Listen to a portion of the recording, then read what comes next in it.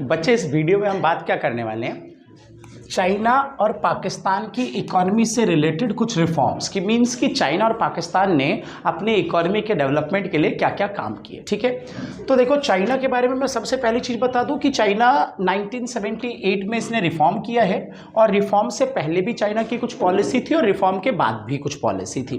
तो रिफॉर्म से पहले दो बड़ी बातें, एक तो GLF जिसके बारे में एक वीडियो में पढ़ा चुका हूं, आप देख लेना, और दूसरा ग्रेट प्रोलेटेरियन कल्चरल रिवॉल्यूशन 1965। सबसे पहले चीज तो ये कि ये दोनों पॉलिसी, चाहे आप GLF की बात करो चाहे ग्रेट प्रोलेटेरियन कल्चरल रिवॉल्यूशन की, दोनों पॉलिसी माओ की पॉलिसी है।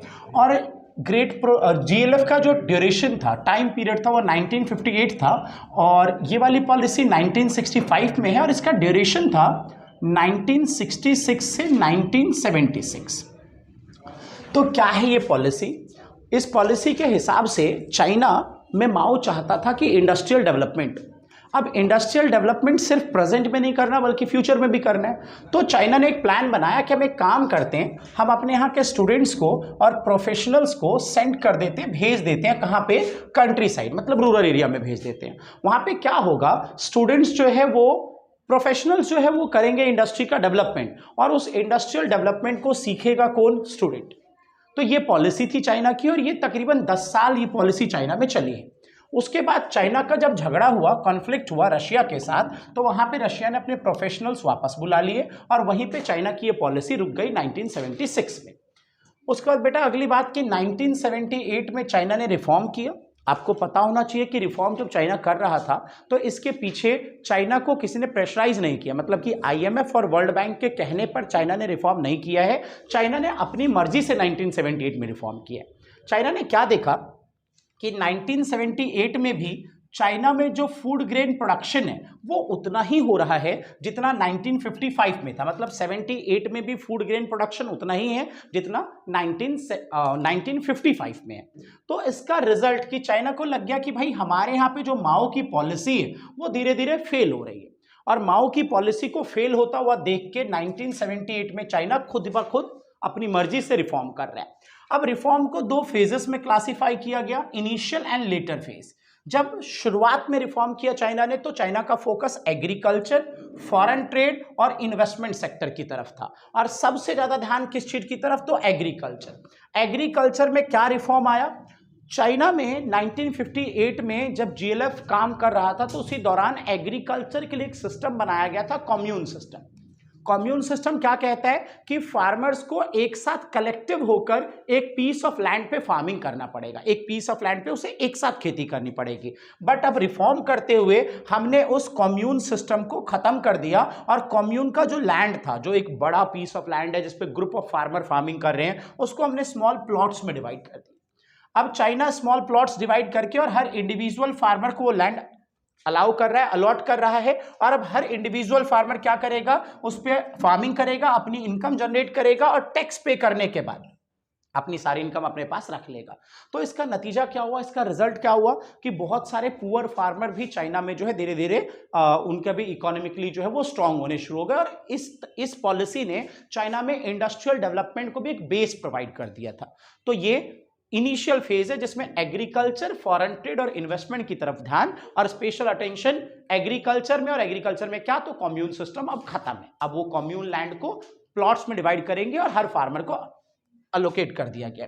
उसके बाद लेटर फेज। लेटर फेज में चाइना का ध्यान इंडस्ट्रियल सेक्टर की तरफ था। क्या था इंडस्ट्रियल सेक्टर की तरफ ध्यान?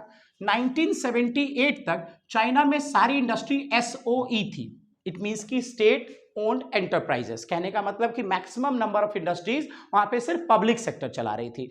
अब जब रिफॉर्म किया गया तो चाइना ने प्राइवेट सेक्टर को, स्मॉल स्केल इंडस्ट्रीज को, कॉटेज इंडस्ट्री वाले लोगों को, इन सबको भी प्रोडक्शन का मौका दिया। एज अ रिजल्ट SOE को कंपटीशन मिलना शुरू हुआ, और उस कंपटीशन की वजह से SOE की जो क्वालिटी है, SOE की क्वालिटी वो धीरे धीरे इंप्रूव होनी शुरू हो गई। तो ये तो हो गया आपका रिफॉर्म के दो फेजेस। उसके बाद रिफॉर्म में ही एक और चीज भी थी, dual price policy. Dual price policy means की दोहरी कीमत नीति, प्राइस को डिसाइड करने का एक दोहरा पॉलिसी, डबल स्टैंडर्ड पॉलिसी। इस पॉलिसी में क्या है, चाइना कहता है कि अगर कोई इंडस्ट्रियल पर्सन है जो इंडस्ट्री के पर्पस के लिए, या फिर अगर कोई पर्सन है जो एग्रीकल्चर पर्पस के लिए, इंडस्ट्री या एग्रीकल्चर के लिए इनपुट को खरीदना चाहता है या आउटपुट को बेचना चाहता है, कोई पर्सन अगर इंडस्ट्री या एग्रीकल्चर यूज के लिए इनपुट को खरीदना चाहता है और आउटपुट को बेचना चाहता है, तो उसके लिए जो प्राइस होगा वो प्राइस कौन फिक्स करेगा? गवर्नमेंट कह रही है कि अगर आप इनपुट खरीद रहे हो या आउटपुट बेच रहे हो और आप इन्वॉल्व किस में हो, एग्रीकल्चर या इंडस्ट्री में, तो हम प्राइस फिक्स करके देंगे ताकि आपको इनिशियल लॉस ना हो, ठीक है। और अगर किसी अदर यूज के लिए कोई इनपुट खरीद रहा है या आउटपुट बेच रहा है या कुछ भी खरीद बेच रहा है, तो उसके लिए रेट फिर गवर्नमेंट डिसाइड नहीं करेगी, उसका प्राइस कहां डिसाइड होगा? मार्केट में, ठीक है। इसके बाद चाइना ने अपने रिफॉर्म में एक और काम भी किया, SEZ। ये बात है 1979 की। 1979 में चाइना ने फॉरेन इन्वेस्टमेंट को इंकरेज करने के लिए अपने यहां पे SEZ का कॉन्सेप्ट अप्लाई कर दिया। क्या है SEZ? स्पेशल इकोनॉमिक जोन इसका फुल फॉर्म है। और क्या मतलब होता है कि आप कोई भी एक बैकवर्ड एरिया पकड़ो, वहां पे दो काम कर दो, एक इंफ्रास्ट्रक्चर डेवलपमेंट और दूसरा रिडक्शन ऑफ टैक्स रेट। जैसे आप ये दो काम करोगे तो अच्छा इंफ्रास्ट्रक्चर और कम टैक्स देख के फॉरेन इन्वेस्टर आपके यहाँ पे आने शुरू हो जाएंगे, और फॉरेन इन्वेस्टमेंट आएगा तो आपकी इकोनॉमी के डेवलप्ड होने के चांसेस बढ़ जाएंगे। तो ये चाइना की इकोनॉमी से रिलेटेड बातें थी। एक GLF था जो आपको एक दूसरी वीडियो में मैंने बता रखा है, आप वहां पे देख लेना, लिंक डाल देंगे। दूसरा ग्रेट प्रोलेटेरियन कल्चरल रिवॉल्यूशन है। तीसरा आपका रिफॉर्म है। नेक्स्ट वन आपका ड्यूअल प्राइस पॉलिसी और लास्ट SEZ, ठीक है। अच्छा जी, अब बात करते हैं पाकिस्तान की इकोनॉमी से रिलेटेड। तो पढ़ ले पाकिस्तानी अच्छे से।